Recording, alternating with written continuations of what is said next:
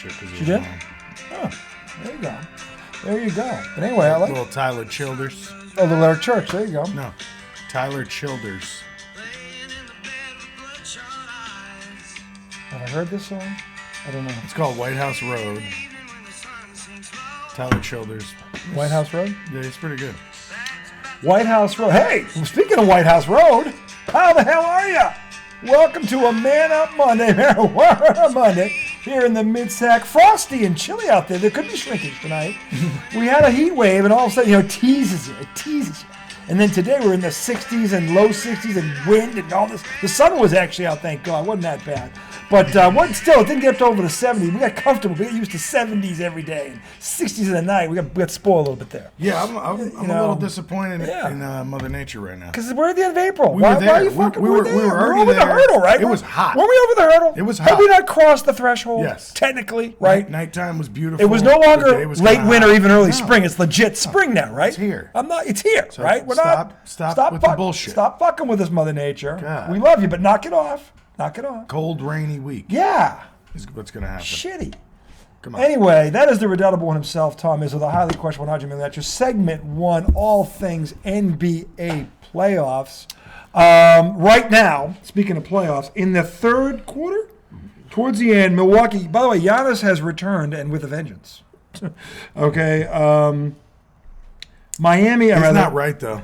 I don't he's know not if 100%. you watched him. Yeah, he's not. He was sitting on the bench very gingerly. Was he? Like you could see him like wincing in the huddles. I hope he's all right. Well, he's playing through it. He's manning up because they're down 2-1. If they lose this game, it's going to be very tough for them to beat them 3. Miami's a good team. So they were in control of it the entire time. Yeah. Giannis right now, there's 3:30 to go, third quarter. Milwaukee 82, Miami 69. Giannis, who I think is just good, 21 points, 9 rebounds, 7 assists on 10 of 17 shooting in 21 minutes. If that's hurt, holy shit. Yeah. Okay? Yeah. And then Brook Lopez shooting his load, 26 points. This guy hasn't been this good in his whole fucking career. Okay, but he's playing over the hill, over his head. And this year he played pretty well, though. He's never been like, this is Hall of Fame shit he's doing. He's not that good. You mean that game? Yeah, he's having a Hall of Fame game. Dude, he has 26 points and 9 rebounds. He's 8 of 14, 4 of 7 for the 3. There's still a whole quarter to go. He's had games like that this year. Did he make the All-Star team? I don't know. I don't think he did. Dude, he's had big nights. I never said he didn't have a big night. These past 2 games, I don't even think he hit a 3. I never said. By the way, the Butler has shown up tonight. Jimmy Butler right now threw 32 points already for Butler. So he's trying to keep Miami. Yeah, but he had like 23 in the first quarter. Yeah, where the hell's his fucking team? Where the hell's the rest of his team? Adebayo has sucked this whole fucking. Has he? He's been ass. Is he hurt? Is he hurt? He's been starting every game. Yeah, I mean, I haven't watched much of the Heat. He's been starting every game, though. So he can't be that hurt if he's starting every game. And right. he's played 18 minutes. He might be in foul. Is he in foul trouble? No. He can't do anything with Brook Lopez. Brook Lopez is kicking his ass. Brook Lopez. He's a big dude. We've talked about him this year. He is enormous. If he ever got a post game, he'd be unstoppable. He'd be Shaq. In this era, yeah. There'd only be 2 guys he could deal with. That would be fucking Embiid and Jokic. That's true. He'd be Shaq. He's not athletic as Shaq. He didn't have to be. He's big, though. Oh, my God. He's enormous. He's 7. He's probably taller than Shaq. He seems bigger than Shaq.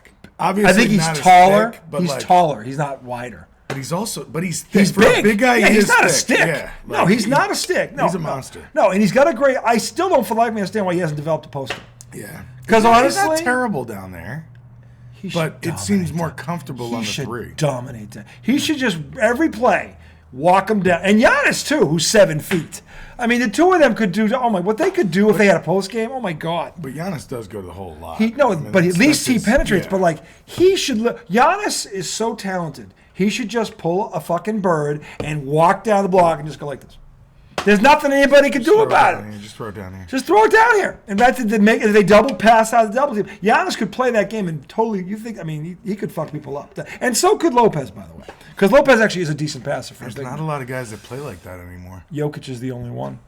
Because even Embiid is more mid-range. He starts there. He doesn't start on the block. Hit the foul line. He doesn't start at the block. Jokic will go down and start on the block. Yeah. He will. So, but he's really the only one. But doesn't it also seem like guards don't know how to make an entry pass anymore? They haven't had to in a decade. Like, that's one thing I noticed. When somebody does post up, it's always like, they don't know how to. If they go up or under. They don't know how to create an angle with a ball fake or anything. Exactly. No, but there hasn't been a post pass for a decade. The only one they throw is the lob for the dunk, which doesn't really count. But they'll throw like a backdoor, like if they set a high screen on a big man and they try to switch it to guard. They're both going to the hole. Or that one, the screen and roll where he does roll down instead of pop. Because I don't. A la Karl Malone, John Stockton. So at first, what I thought you were talking about, but Bird Parish. Like the lob over the top is also a very tough pass to make, but effective. But it's not as difficult. You rarely see guys getting fronted. It's harder now because on average the players aren't as big. Yeah, they're smaller. So lobs in the half court, they were harder back in the day because there were 7-footers down that could jump and catch it. It was hard. You had to get the big man away from the basket, like on a high screen and roll, something like that. That was the only way it really happened in a half court set. Obviously, in transition, it's happening like a motherfucker. Yeah. But I mean, dude, the Knicks have bigs that aren't afraid to block shots. The Knicks have bigs. I love that shit. Speaking of the Knicks, I love that shit. They are in a commanding 3-1 lead right now. We have sent out an MIA for Mr. Mitchell. Because since he sung his praises, he's sucked for 2 games in a row. That's right. Yeah, you sung his praises, and he has sucked for 2 games in a row. Meanwhile, you sung his praises too. Our figure, still think he's pooped himself twice. He needs to wake up. Stephen A. Smith called him out today. Everybody's calling him out. You get paid. He's that dude. He's supposed to be that dude, and he's not that dude the last 2 games. As great as he was in game 2. You also have to give the Knicks some credit though. Because they're D'ing his ass up. I was getting to this. It's a 2-part problem. Yeah. It's not just he's not. It's the Knicks have something to do with it. Yeah, there's a little bit of poop there, but there's also the Knicks but here's the thing. locking his ass down. And I didn't pick up on this. This is my fault because I'm supposed to be the basketball savant here, and I missed this one. And part of it is because I wasn't focused on them during the regular season because they weren't until I knew they couldn't overtake the Celtics for a 3 or 2 slot. I stopped caring about them. But I wasn't really watching them either unless they played Boston. Anyway, the glaring there is a glaring advantage in this series, and it is reflected, and it is the coaching. The difference in this series overwhelming. The Knicks have a far, far, far better coach, and I can prove it. Tommy Tibbs, baby. I'll tell you, I can prove it. Because not only was he the architect of the defense of the 2008 Celtics, who for a single season were the best defense this decade, this century. That 2008 squad with Kevin Garnett and Tony Allen, Thibodeau was there? Thibodeau was the defensive coach of that team.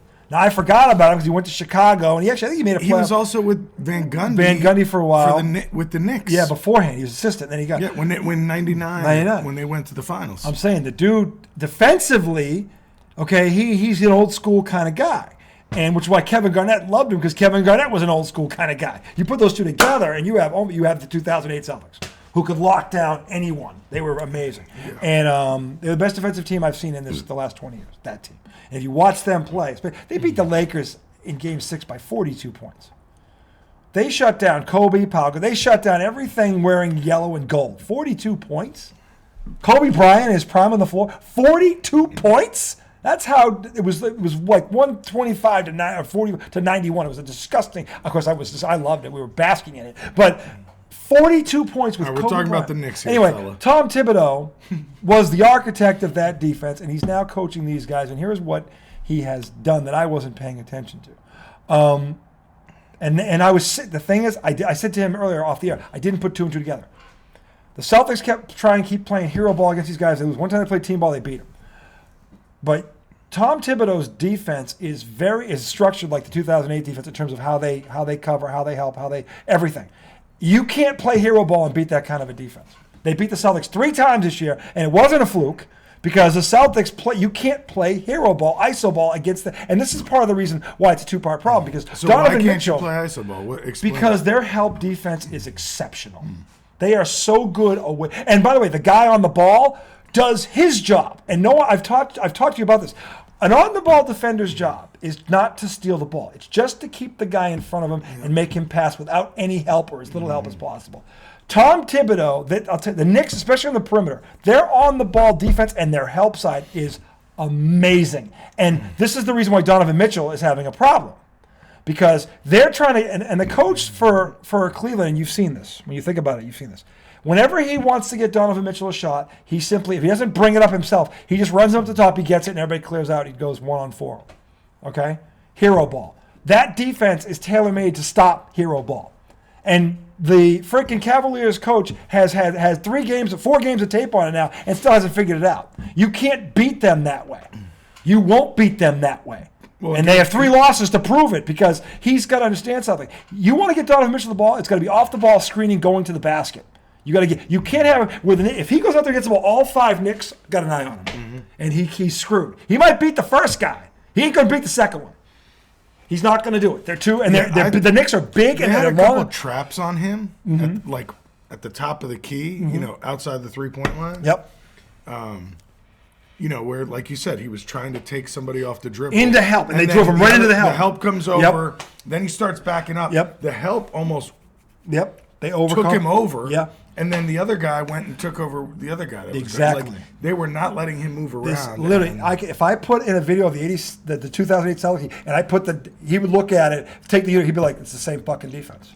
Literally the same fucking defense. And you can't beat that defense. This is why they blew the Lakers out, because Kobe Bryant was out there trying to play hero ball on Paul Pierce and Tony Allen. And, oh, by the way, James Posey, the Celtics could throw 3 defenders at him.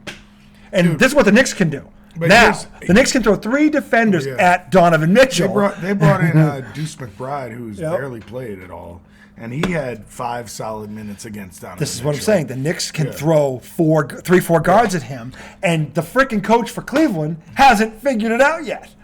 4 games in, okay? Yeah, Tom Thibodeau had 1 game where he didn't do the pick and roll. How much better were they against the pick and roll in game 4? Great. Night and day, right? He made the adjustment. Yeah. This guy for Cleveland, his coach has been playing the same Is defense. that Bernie Bickerstaff's? Yeah, his son. I thought so. He looks he looks a lot like him. And the thing is, still like Bernie. I liked Bernie too, but his son is not as good a coach as he is. No. Because after 4 games, he hasn't figured out. You can't keep giving Donovan Mitchell the ball at the logo and expect to win. The Knicks are they are tailor made to shut that down. And if they keep doing it, the Knicks will beat them in 5. I don't care where they play them. Okay. The bottom line is he's got to get Mitchell the ball off the ball where he's screening and he's cutting to the basket. That's where you can open things up. You try to do this, go 1 against 5, it ain't going to work. As good as Mitchell is, it ain't going to work. Kobe Bryant was the best one-on-one player of that era, and he couldn't do it. But see, the tough part is Mitchell likes the ball.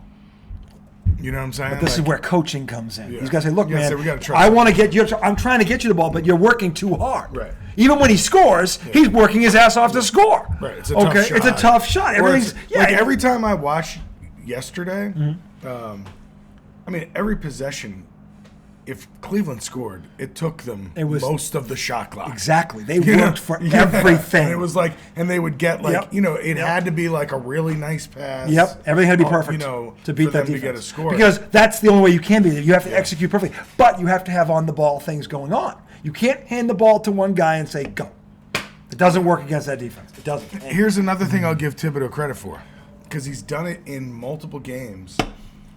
He sat Julius Randle the entire 4th quarter because Randle wasn't playing good. This is the other thing.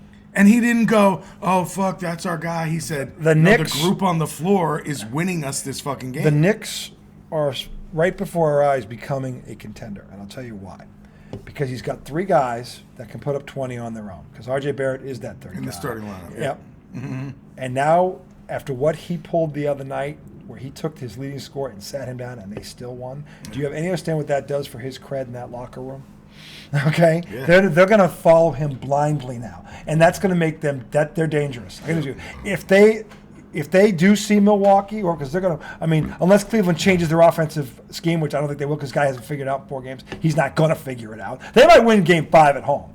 But they're not going to win Game 6 in New York playing like this. There's no way. You can't sustain this. You can get 1 game off them, but if you're not going to change up your offense, you can't come back and win this series. The Knicks just look flat out better than them out there. Yeah, but they're playing right into their defense. Yeah. They're not doing anything differently.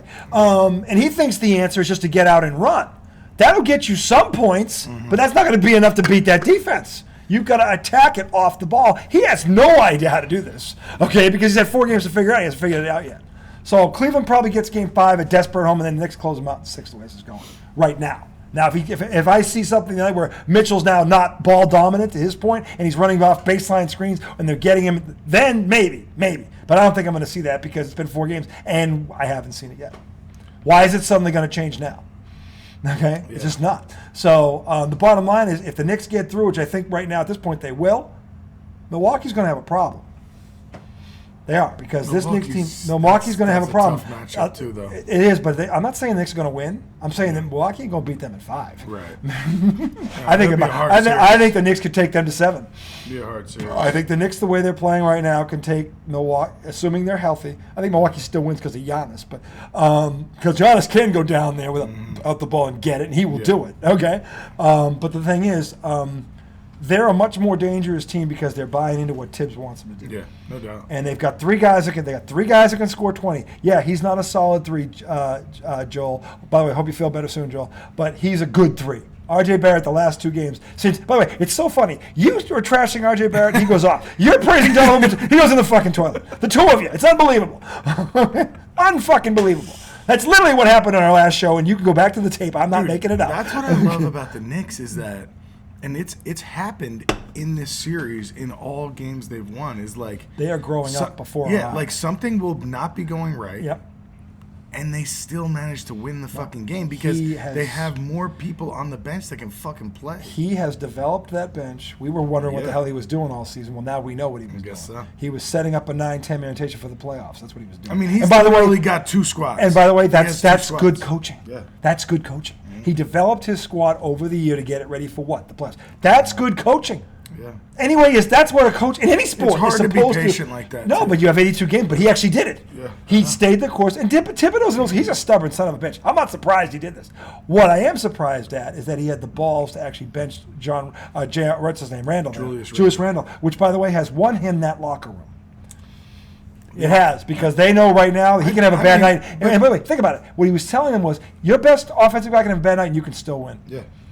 And that's what you want them to think. Somebody else. There's somebody else. There's 2 other guys that can do it, exactly. And if you want to throw Hart into the mix when he gets hot, yeah. I mean, they possibly have 4 guys that can you got Josh Hart, who's basically fucking starting, right? I mean, he's playing starting minutes. He's doing what for the Knicks, what Brogdon does for the Celtics. Exactly. Now, Brogdon won the 6 million, but this guy's. But again, this is coaching. He's developed him into this role. But then you go with Obi Toppin in place of Julius Randle, and Obi Toppin's long, lanky, athletic. He likes to run, so it's like he can change the game. If Julius doesn't want to play defense that night, Julius can sit his ass down because this kid will. This kid will. It's just that simple. The Knicks, and this kid doesn't care if he gets the ball in offense. He'll get it. He'll get it off the ball. He'll get it in transition. No, but he'll get it in transition because they play defense. Yeah. But the bottom line is, right now, Cleveland is getting out coached more than anything else in this series. Because it's not about they don't have enough talent to match up with them. They're getting out. I didn't either. Mm-hmm. But then I watched the game the other day and I'm like, oh, wait a minute. Hold on. And I was equating it to, I wasn't putting 2 and 2 together. They were doing this against the Celtics. And I'm going, why are you going one-on-one with this shit? High screen and roll. Do motion. And don't play hero ball against it. Every time Brown or Tatum did it, the Celtics struggled. And there were plays where they scored, but it was like a shot where they worked through hell to get it. Right. Which is what's happening to Cleveland right now. This is no coincidence. This is by design. Okay, and the coach for Cleveland has had 4 games. He ain't figured it out yet. JB Bickerstaff. So not only does he have them buying in defensively, he's developed the 3rd guy. He's developed the guy off the bench. He's got a guy when Randall, he can sit Randall down and put a guy in and he'll get what he needs out of him. Because he's got 2 other guys who can drop 20. They don't need Randall. Right. Okay, so Randall has 2 choices. Randall starts playing the way Tibbs wants him to play, which helps the Knicks. Okay, or Randall can sit his ass down. Yeah. He's sending this is a 2-fold message, boys and girls. This is coaching 101. Okay? You tell your best player, hey, you think they can't win without you? Sit the fuck down. But and he's telling their player. Randall. He left the locker room. Talk to the media. Yeah, you know why? Because he knows this is what we're talking about. That's weak. Well, I'm sorry. That's weak. You right now, Randall's going to be the one who looks bad because they're winning. Well, yeah, they're fucking winning. No, I'm saying, so he looks like a hothead. Not Thibodeau looks like. That's why I said that's weak because you won a fucking playoff game. You should go in the locker room saying that my guys bailed me out tonight. We still fucking my won. team bailed my ass out tonight, and I owe him one. That's what a good teammate would say. Yeah, I don't get it. But he leaves. This is what the pouty. And Charles Barkley called him out. Charles Barkley goes, dude, you can't sit there and hog all the microphones when you look great, and then you slide out the back door, and you're the number 1 option on the team. You're supposed to be the best player. That's not the best player. And Charles Barkley is 100% right on this. He should have sat there and said, I suck tonight. My teammates bailed me out. We're not a one-man team. But he genuinely should have been happy, too. You know what I'm saying? Like that's what I'm saying. And I guess he should be encouraged. It's silly to think that, like, I can dictate what this person feels, because I know that's ridiculous. But, like, it's not as that. a person, if you're on a team, all my years playing team sports, if I sucked but my team won, there's no way I would have pouted away. Even if inside I was like, you son of a bitch, you came up short in this game, I still would have been there happy for my teammates. You know, congratulating my teammates. Yeah, you and still being won. happy that we're still going. Still won. Yeah, I mean, like to have that overtake the fact that you just took a 3-1 lead, like you just put yourself in position to win this series, no 5, problem. Yeah. And you're running out of the locker room and sit around and wait for the Miami win. Right. Let them beat the shit out of each other. We're beating the crap out of each other. But instead of that, to your point, looking big picture. Right. You're upset? You're upset. I don't know. That bothers me. It should bother you. You know, because it's just like... It should bother every Knicks fan. Well, the reason it bothers me is it almost seems like nobody else on the team is like that. Nope. Although Mitchell Robinson has been like that a little bit this year, too. Maybe Cam Reddish was like that. Maybe. You know, because Mitchell Robinson has like posted things on Instagram about, I feel like I'm just out here getting my cardio in, but then he's come back and said, I'm sorry, I was frustrated. You know, like he wasn't getting the ball, he was just running back. Or at least he apologized. He apologized. Yeah, at least he did. But like, this Randall better do that tomorrow. I hope so. I hope Randall goes, you know what? I was frustrated because I played like crap. No, and I can understand that to a point. Of course. Because I'm a competitor it too. Be there. Yeah, he could be just mad at himself for all I know. Right. But the thing is, the message is twofold. It's telling him, look, you got a team around you now. Yeah. It ain't you or nothing You anymore. don't have to get You don't dirty. have to do that. And telling the team, hey, it ain't just him or we're screwed anymore. You can win when he has a bad night. So it was a twofold message, and kudos to Thibodeau for doing it because he's made the Knicks a legitimate threat. This is not a fucking Cinderella story. The Knicks aren't going anywhere. That's a very young team. Okay, and Mark Cuban is going to rue the day for this. I don't know how many eggs are on Mark Cuban's face right now. He got rid of Brunson and brought in Kyrie. When you talk about the opposite effect. Oh, my God. Dude, that could be the worst. I can't even. So, Brunson, I don't even know if the guy has a pulse. He is literally... I loved what he said in the postgame. I heard what he said. He said, if you think this series is over, you're crazy. This is a smart kid. But his... By the way, I know his smart dad. I know. But like his energy, his persona at the mic, perfect leader is just... For that. He's the perfect leader for what Thibodeau wants that team to do. It's a perfect leader for New York. You know who he reminds me? It's about New York. You know who your boy reminds me of? It's like Eli. It's like Eli. Like just like you never really. Now he's got a different makeup than Eli. That's not where I was going. But I'm talking about the temperament to but this is what I'm saying. Be a leader in a city like that. You know who he reminds me of? You're going to shit when I say this. I doubt it. Dennis Johnson. DJ. I just shit. Or as Larry Bird called him, the greatest teammate I ever had. Okay, Dennis Johnson, this is literally, he's like a smaller Dennis Johnson. The expression never changes, plays defense, runs the team. DJ averaged 9 assists a game, by the way, for his career. Okay, on top of being the one guy. This guy guarded Jordan and Magic in their prime. Dennis Johnson could tell some stories, let me tell you, and locked them both down in playoff games. Brunson actually guarded Mitchell sometimes. He did. He's a better and defender. Mitchell's thicker than him. But he doesn't back down. Yeah. He's just like his father. He doesn't back down. The bottom line is, and look, he's got DJs. I know this is confusing. I'm not from Boston. This was a gift, and I'm cold. It's okay. He's cold. He's supposed to be from New York. Come on, suck it up. Dude, I've been in Virginia way longer than I was in New York. You go back to New York occasionally, don't you? Yeah, and I'm cold.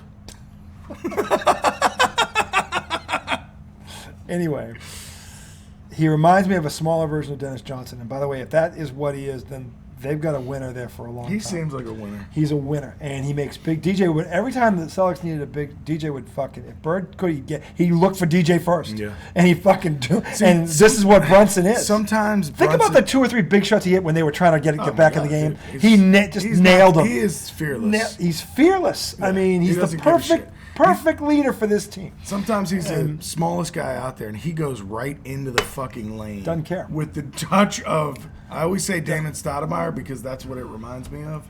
But he might have better touch than him. I don't know. The bottom line is he's the perfect leader for what Thibodeau wants to do. Good mid-range game, Yeah, too. he's got all of it. He's got the whole Good game. mid. Good mid. His dad had a sick mid-range game. His dad could, man, and he was 6'4", his dad. Yeah. But his dad had a 9-year NBA career. The only thing I will say about Brunson sometimes, and this might not just be him, this might just be a team thing, but like they would get a lead going down the stretch, and I understand you want to burn clock, but the way they would burn clock is Brunson would bring the ball down and stand just over half court and just dribble for 13 seconds. Yeah. And it's like you're waiting till then it's a high screen or an ISO. Right. And now it's taking too much time. Yeah. The defense is resting, right. by the way. And you know, and now you're not ready to go, and it's now sometimes he would make a great shot. And it was good, but why not waste time by moving the ball around? And then if something opens up, boom, it's there. You just described the 1986 Celtics.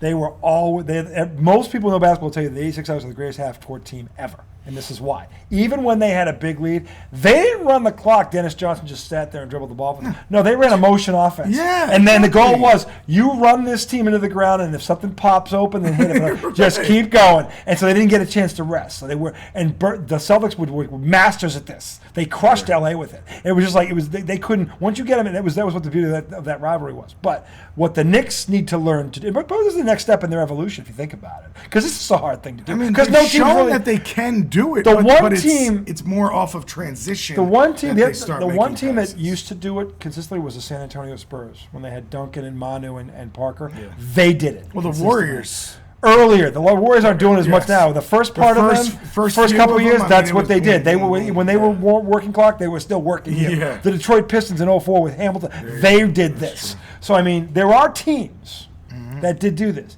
and the Knicks need to his point. And that's just running an offense. Just say any coach can put in an offense like that where you got to run them, you got to screen them to death, all five guys. And if someone pops, then you hit it. Otherwise, just work it down. Because they'll get tired, and eventually someone will get open because they'll get tired of fighting through all the screens. Yeah. And that's a motion half-court offense, which the Knicks don't have right now. Well, it's like they could. But you just got to move, and you have to pass the ball. Like it's not a question of ability. Right. No, they can do it. It's just like. I don't. And that could be, you know what that is? That's a simple pass pick away. Yeah. That's all it is. You can do a pass pick away and off guard, low to low screen. You can mix up the screen, but it's one guy comes motion. from this wing, goes to the other wing, screens behind. These kids have all run an offense like that in high school or college or something. So, I mean, it's not like you can't do it. The only thing I can think is that they go, okay, right now, our best matchup that we like is Brunson on this person. And it could be that simple. Burn clock, and then you take him off the dribble. And it can be that simple. I get that, but there were times when he took a very difficult shot that he didn't need when they were getting easy shots every time they moved the fucking ball or every time they went to the rim in the flow of the offense. Yeah. Not just isolation, go to the rim, you know. But again, I would say if we're talking about team building and evolving, this is something they can add to their game. Yeah, that's true. And hopefully they do it in this playoff because it'll make them more formidable. But if not, Thibodeau will look at the tape and go, you know what, guys, we got to get something going on in these situations. Because a good coach will do that. I hope so. And then they add it next year if they don't get it. But again, this isn't something that he can't put in a walkthrough. He probably could. Yeah. So, but whether he does that or not, I don't know. But that's the next thing. The other thing I like about the Knicks, and I said this, the two centers they have, that they basically they're a little different, but they're similar in a way that neither of them are like offensive juggernauts. Yeah. But they're large. Yep. They play defense. Yep. They run the floor, and they rebound the fuck out of the ball in the offensive end. Because this is the thing about having three perimeter scorers. When you have three guys like the Knicks have, like the Celtics have, there are a couple teams that have guys like this. If the fucking Clippers ever got healthy, they'd have three guys like this, but they don't because the other. But I mean, when you have three perimeter guys on the floor at one time that can take their guy, doesn't matter who it is. You can put big men in there. 4 and 5 can be whatever the fuck you want them to be. Yeah. And rebounding and running the floor and getting dunks because and blocking shots, that's easy. Yeah. That's just height and will. So you want to play 25 minutes a night? Here's how you do it. Yes, coach. And I can guarantee you a double-double. Just run block. Just block shots. Put your hands up. And run. You'll get dunked. You'll get 14 points and 12 rebounds a night, and you'll get a big fat contract. Yes, coach. That's all you have to do when you got three guys like that. And the Knicks have 3 guys like that right now. So, I mean, and when the Celtics play like that, it's the same fucking thing. You can put Al Horford in the time with the 4-5, you look like fucking ridiculous. Because Tatum fucking, and whether it's Brogdon or Smart or fucking Derek White and Brown can just, anybody, run them, just run them. Okay, so this is where the Knicks are right now. And this is what is going to make them dangerous to whoever they face in the next round. So, if the Knicks can somehow take Game 5, because I think this one's going to go 6 at least. It has to now. But I mean, if Miami gets one more game, did Milwaukee win? They were. Let me see. Excuse me. They were. Hold on. It's a 10-point game with 6.5 minutes to go, so it's not over. 6.5 minutes, plenty of time. It's 99-89. Giannis 23, Lopez 29. Ridiculous. Butler 37. Nobody else. I mean, really, Adebayo still has 12. He sucks. And fucking Vincent 10. Nobody else is doing nothing. Lowry 6. Nothing. Just Kevin Love 6. Nothing. So, I mean, fucking ridiculous. Anyway. Okay, so let me ask you this. It feels obvious, but then again, it doesn't. Who do you think's better for the... Now, I'm not assuming the Knicks are going to win, okay? But if I'm a Knicks fan and I'm thinking about the second round, the question is, I think they'd be better off against Miami, obviously. Yes.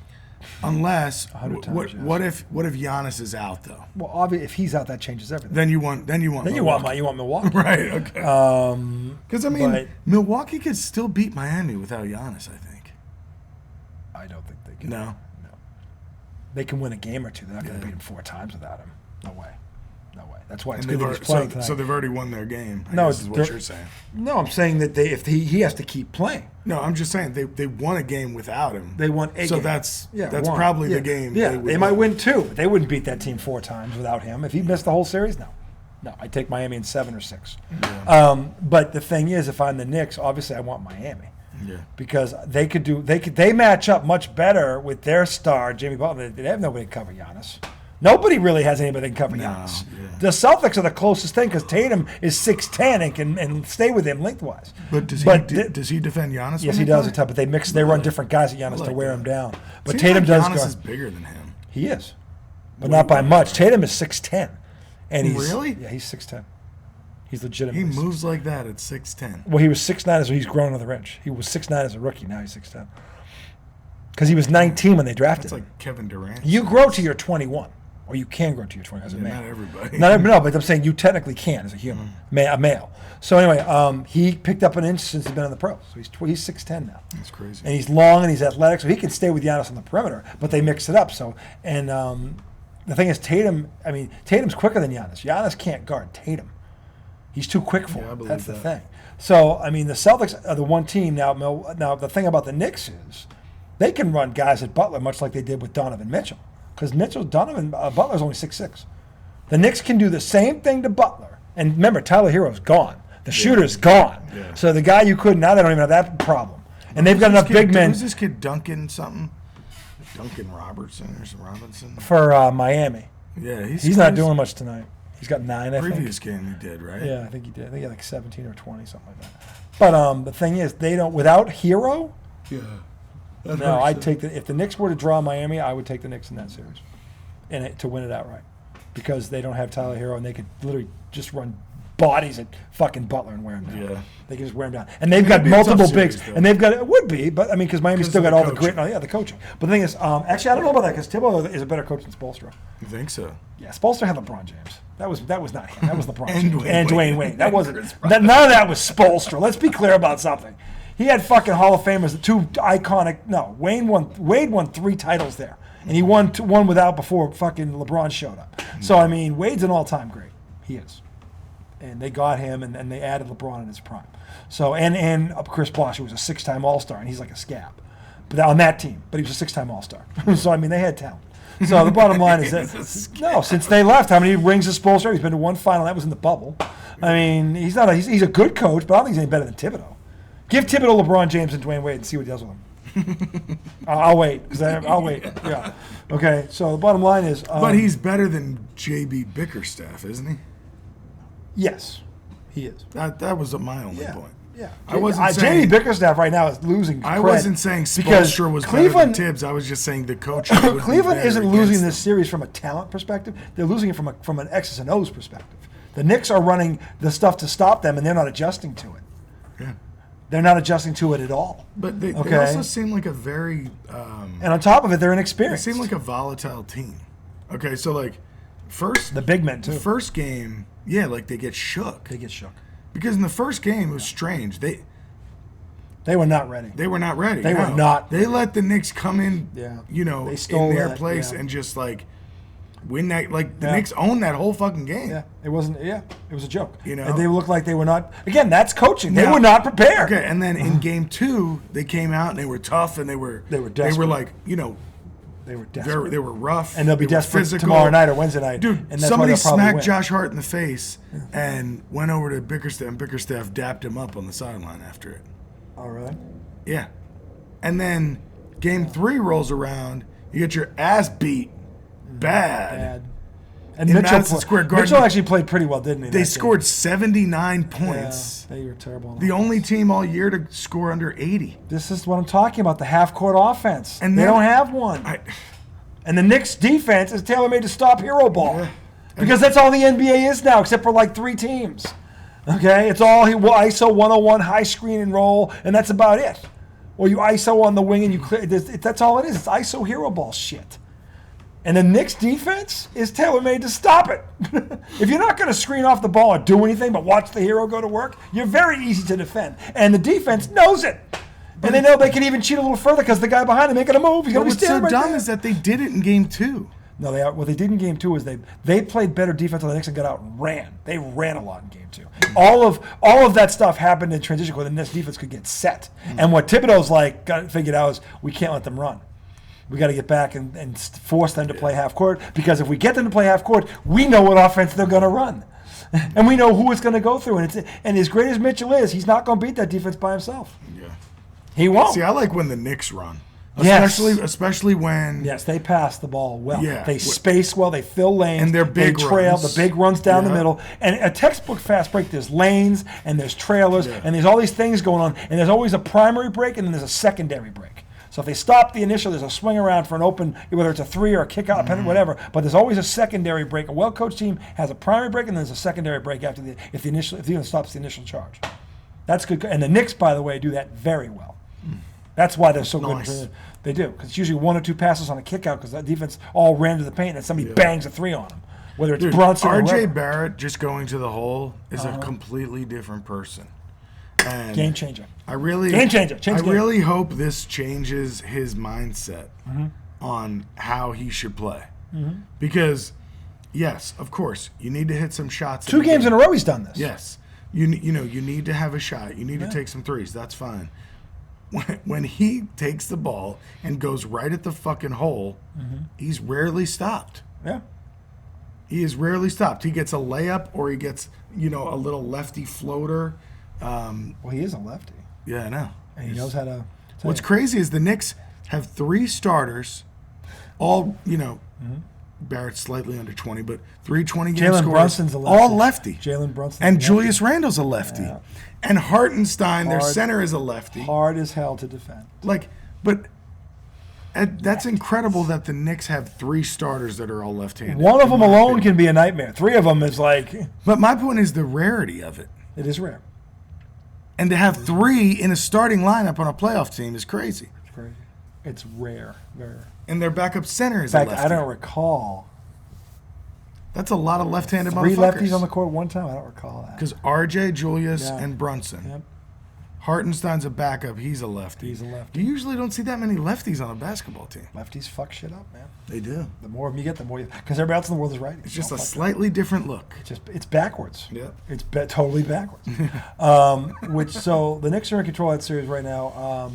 I think Cleveland, out of desperation, somehow wins that game. But I wouldn't be surprised if the Knicks. Because again, I don't think Cleveland's going to adjust to this defense, and they haven't yet.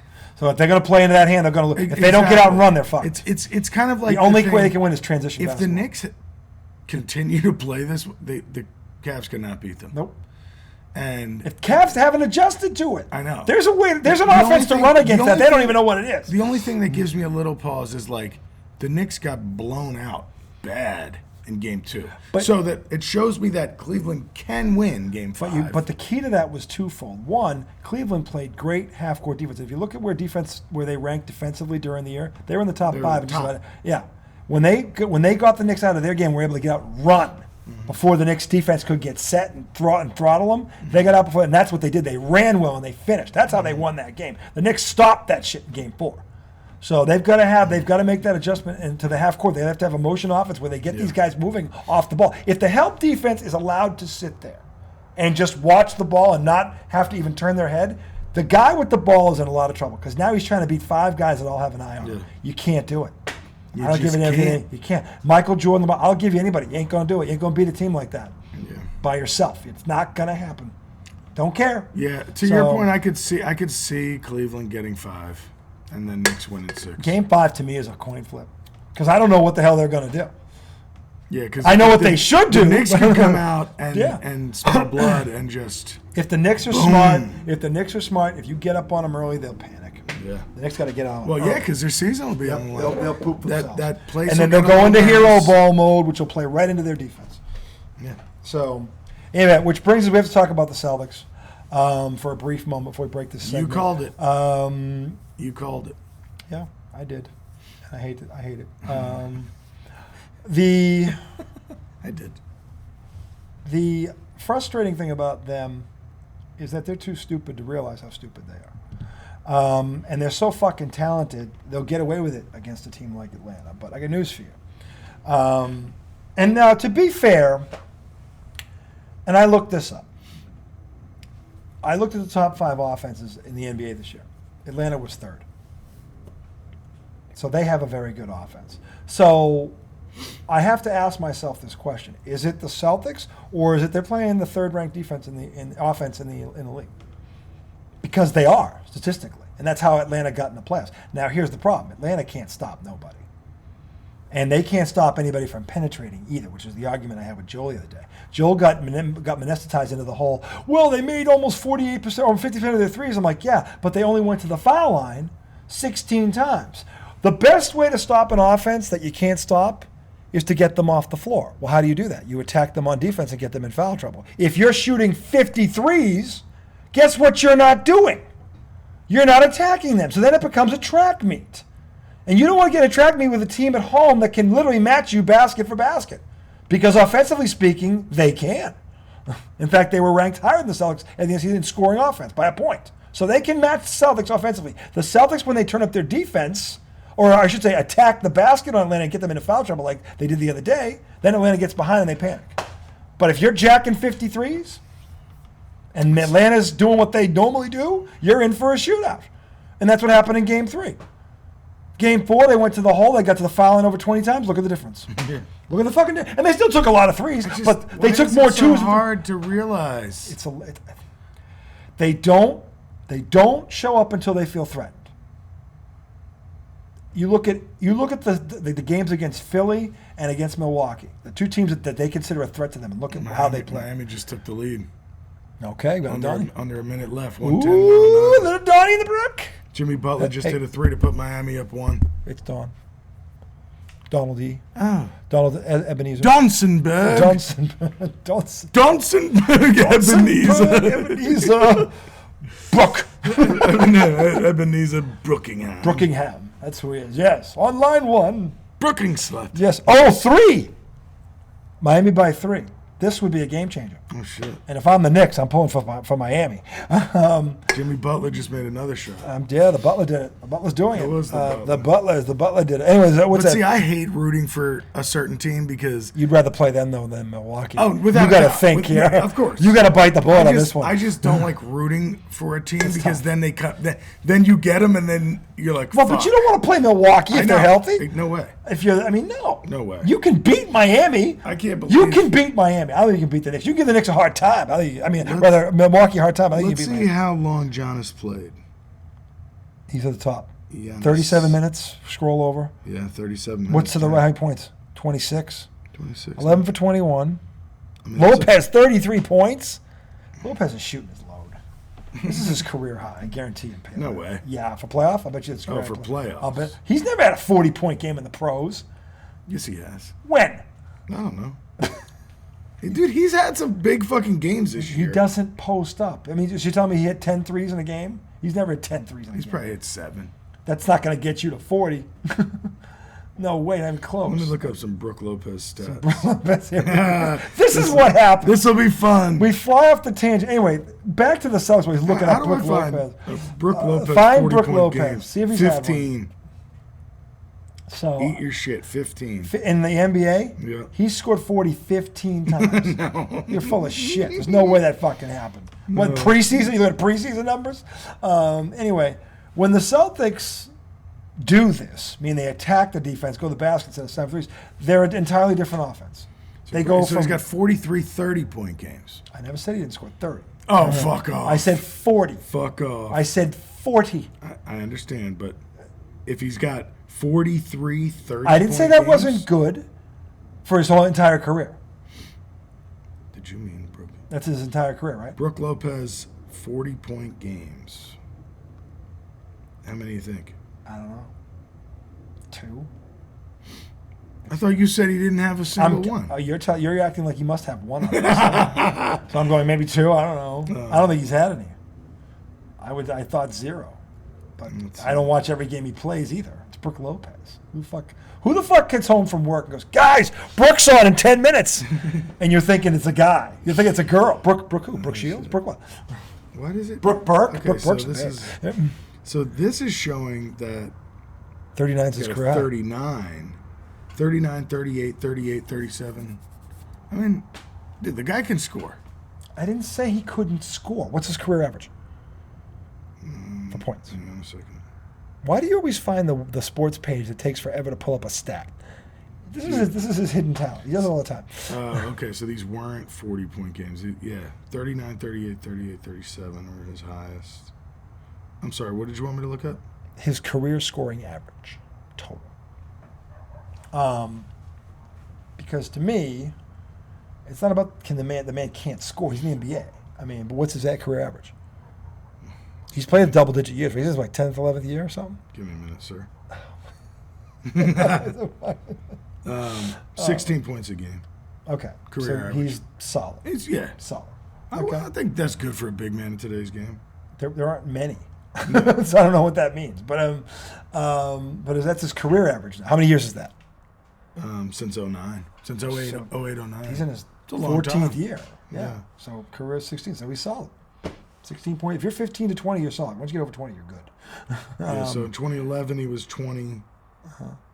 2010, 2011, he was 20. 2011, 19. 2013, 19. Yeah. Solid. 20, 17. I'd even 20, give him, you know what? I'll give him That's good. good. I'll give him good. I'll give him good. So his last 1, 2, 3, 4, 5, 6 years, he's been lower point totals. Yeah. And I think Because that's Giannis is part of I that. think it's the role. Yeah. Because when he was in Giannis is Brooklyn, part of he that. was like, that's where he had 3 years, 20 points. Oh, my God. He didn't call it. This is Joel. I remember I called the Heat. Did he predict the Heat went to be Milwaukee in the series? With What? Giannis playing? He didn't predict that. He's full of shit. Yeah, he was like, you're going to lose to the Heat. Didn't he say that? Giannis wasn't playing, though. He didn't predict that before the series before Giannis got hurt. Didn't predict what? That Miami would beat Milwaukee. I don't think so. No, he didn't. He's been saying they'll play them tough. That's all, yeah. He's saying, remember, I picked the Heat. Picked the Heat to do what? You picked him to play him tough. Yeah, I don't know if he Doesn't picked mean him or not. Yeah. That sounds I don't remember questionable. him saying That's I picked. questionable. Yeah, that's very questionable. I think he's lying. I go pick him to do what?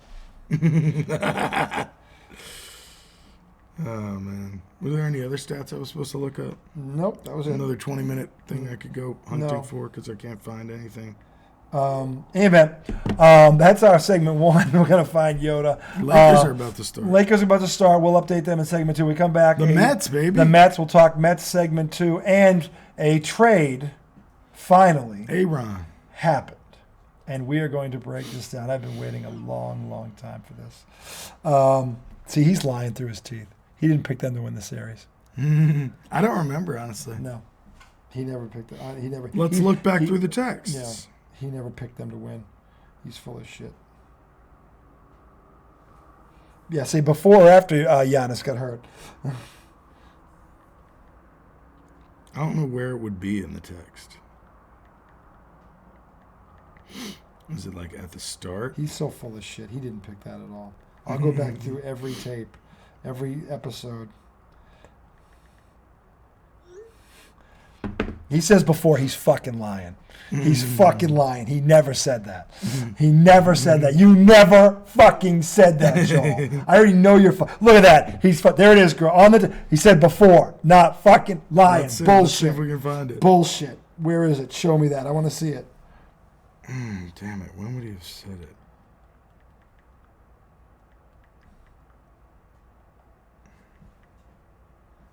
I'm just gonna put the laugh thing on him. I don't believe it. I believe maybe he's just fucking around. He is. Yeah, he's fucking. I'm gonna laugh at him.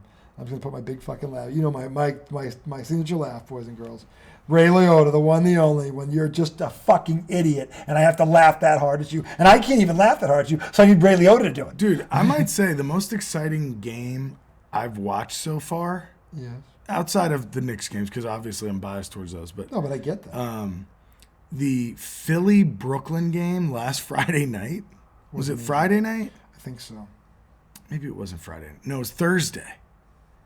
When Embiid kicked Claxton in the nuts and didn't get tossed. You know, we didn't talk about that. That game was crazy. That was a great game. We didn't talk about that. Yeah, looking at all of our Should Embiid have gotten tossed? Tossed and suspended. And suspended. Tossed and suspended. He tried to kick a guy right in the nuts. And Doc Rivers' explanation for that was such bullshit. What did he say? He said, if you stand over me on the playground, we're going to have a problem. Oh, so you're going to kick him in the groin? So get up and push him. Get up and push him. Don't kick him in the balls. Yeah, like, what are you talking about? Sure, Doc, you'd have kicked the guy in the nuts. No, you... Bullshit. And the guy didn't do anything, just stood over you. You get up and you push him, you tell him to get out of my face. You don't sit there and kick him in the nuts. That's gutless.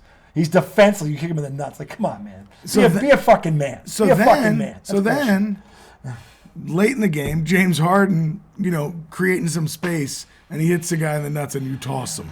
An accidental hit, I think, but whatever. It's old news. These refs are like, I've been saying this for years. The NBA is borderline WWE wrestling at this point. It really is. It's been that way for about 15, 20 years, honestly. It's been getting worse and worse over the decades, and it's just... And the flopping and the cry. Oh, God, it's just disgusting. And I'm not saying nobody in the old back did never bitched about a call. They did. But you never saw this fucking, that 5-minute LeBron special. At the end of you never saw any fucking There's always been bitching, though. There has, but not to this level. Yeah, you know what there wasn't? There wasn't flopping when I was growing up. Now there's fucking flopping. Oh, there's been flopping for a while. Not like this. These guys, it's like they take a class for it, Tom. It's like it's part of your off-season training. Well, I mean, Jalen Brunson does a lot of, like every time he dribbles, he's like, yeah. It's like, you know when they jerk their head back, and it's always like, it's like Kramer when he did the second spinner on Seinfeld. I'm hit. Yeah. Fucking, I'm hit. We're gonna watch that again. Yeah, I mean, there is a lot of acting. It's disgusting. But I think it's bad acting. I think that's been there since the '90s. That was there in the 90s. It started in the '90s, but it was a few guys. Now it's league wide. Everybody on the team can do it. Maybe right. Like from the star to the guy riding the fucking exercise bike. Every fucking guy on the roster can act. Every fucking one of them. It doesn't. I don't even stand it. It's like these guys should go to Hollywood. What the fuck are they wasting their time here for? It's like, give me a break. It's disgusting. Now in the '90s, there were some. There wasn't a lot. There might have been one or two guys on a team. Now it's fucking like Jason Tatum does it, for Christ's sake. It's like, oh my God, all of them do it. It makes me sick. It's like LeBron does the LaFlop. I mean, what can I say?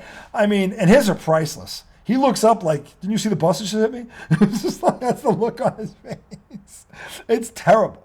Absolutely terrible. Anyway, we're going to break for segment 2. We're going to find Yoda. Segment, we come back to, we're going to talk Mets baseball. Red Sox blow another one. Chris Sale, you're amazing. You're amazing. See, here it's just, I'm sorry. What?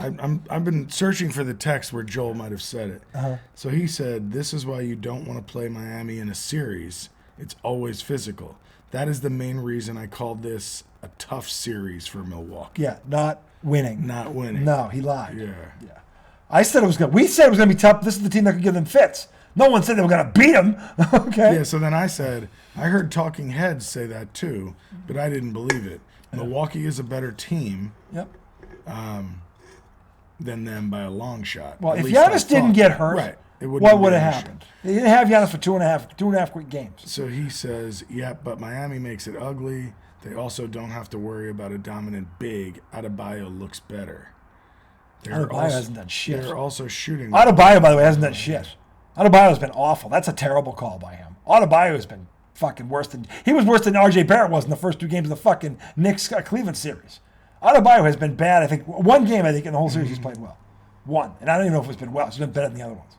But anyway, we're going to break for segment 2 when we come back. Mets baseball, the Jets Green Bay finally getting this done. Oh, we got to break that down, baby. That'll be fun. Red Sox blow a Chris Sale. Oh, God. Anyway, get a frothel, get whatever. It's Man Up Monday. We'll be back on the other side as we find Yoda and Joe Boo. Stay close. Gonna find it.